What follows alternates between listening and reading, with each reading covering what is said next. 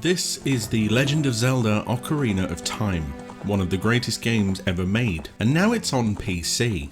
Let's talk game stuff. This is something that's been a long time coming, and it's a project I've kept my eye on for quite a while.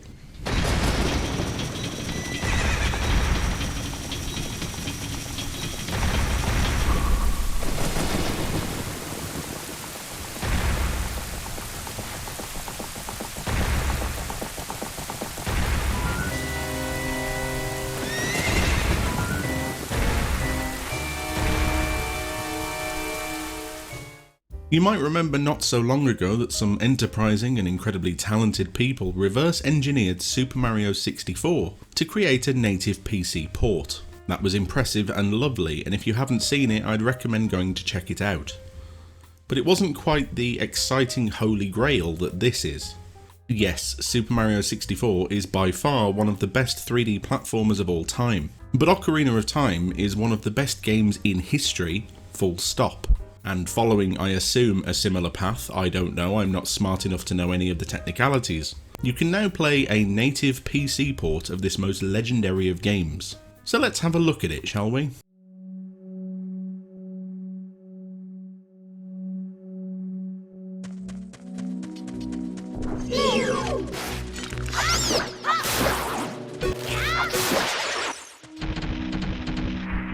A few of the key points that you'll need to know: it is based, as far as I can tell, on a beta version of the GameCube port of Ocarina of Time, which I think is the one that was included with Wind Waker. You can tell this because the main action button is green to match the GameCube's controller, rather than blue like it was on the Nintendo 64.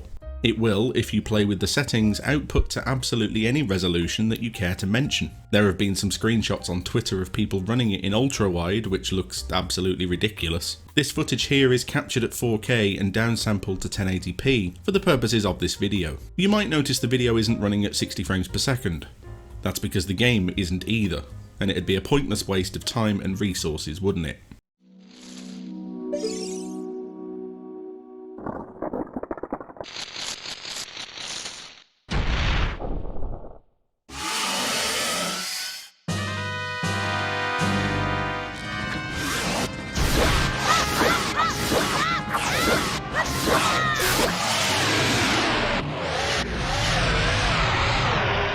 Eventually, I imagine this port will have an option for 60 FPS.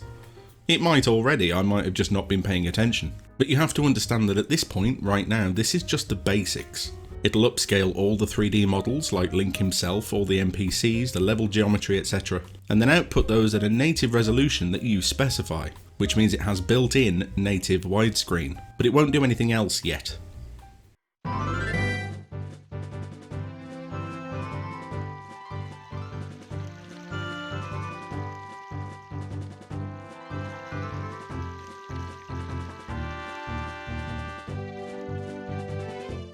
You'll notice, for example, that the pre-rendered backgrounds used for the indoor shop and house locations are grainy and low resolution, because nothing is being done to them. They're being presented exactly as they were on the Nintendo 64, or, I suppose, as they were on the GameCube version. I don't know if there were any differences there, you'd have to look it up. It's got native X input support and will automatically map your keys for you, so if you're using an Xbox controller or equivalent, you'll find that everything is mapped automatically as long as it's plugged in when you launch the game. The C buttons, which you use for items, are as they were for the GameCube, mapped to the right stick. You'll get cinematic style black bars at the top and bottom of the screen occasionally during cutscenes, even though it's all produced in engine.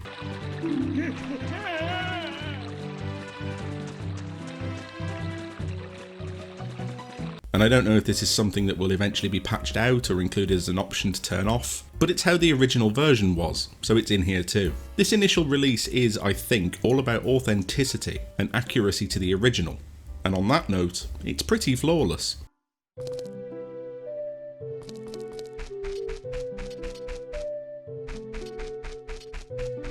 So far, because I'm good at Ocarina of Time, I've run the entire game through to the Forest Temple, which means I've completed the first 3 sort of starting dungeons to get to Adult Link, just so that I could make sure that yes, this is a playable and pleasant build. With the exception of a couple of the world's most minor graphical glitches, and obviously the massive glaring fact that the textures haven't been upscaled at all, you would never tell that this isn't a PC game, because, for all intents and purposes, it technically is.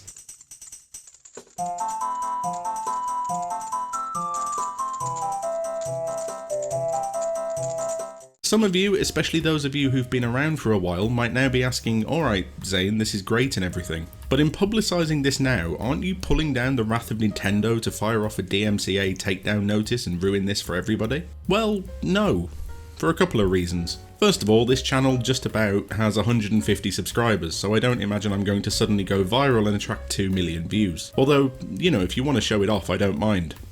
Like and subscribe. But more than that, the process by which you build this build is so convoluted and lacks any copyrighted content, to the point that Nintendo would, I assume, struggle to argue. For one thing, it's not called Ocarina of Time PC, for example. No, what you need to be searching for as you frantically load a new tab to get this yourself is the phrase Ship of Harkinian.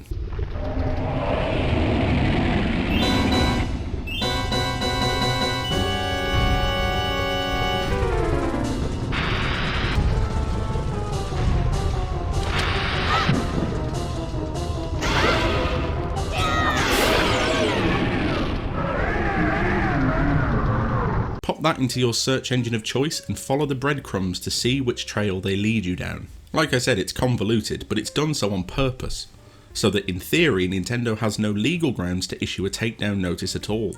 For example, the version of OOT that you need to make this work isn't included in any packages anywhere. Zelda as a trademark brand name isn't referenced once, and as of this morning you need to join a Discord to even get the thing anyway. I happened to grab it from GitHub late last night before I assumed they had the bright idea to not put it there, so I can't help too much in terms of what you actually do need to do. But if you just Google that phrase that I just gave you, sooner or later you'll find what you're looking for.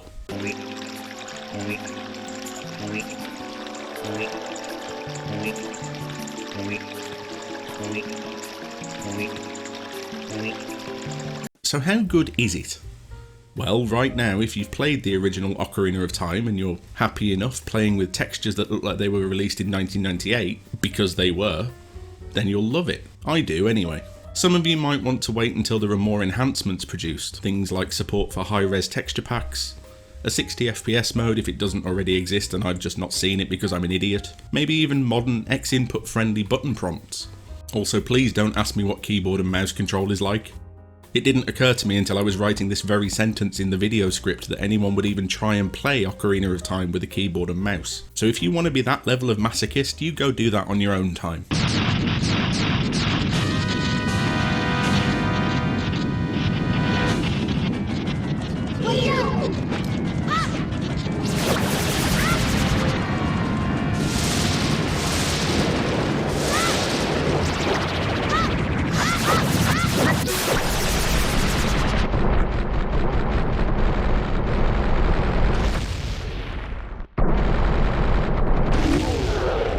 So far I'm about 4 hours in, and although it's not the optimum way I like to play OOT, given that I prefer the 3DS version with a lot of texture packs and emulator mods and other stuff that will eventually get me in legal trouble, I think eventually this might be the new standard. Once you get over the initial convoluted setup to keep the Nintendo lawyer wolves from the door, the final package you end up with just works. And you can just launch into it and have it run as if it came from an alternate universe, where Nintendo liked releasing PC games. Let me know in the comments if you're going to check it out, but please don't link to anything that might infringe on copyright, etc. And I'll see you the next time I'm thinking, hey, let's talk game stuff.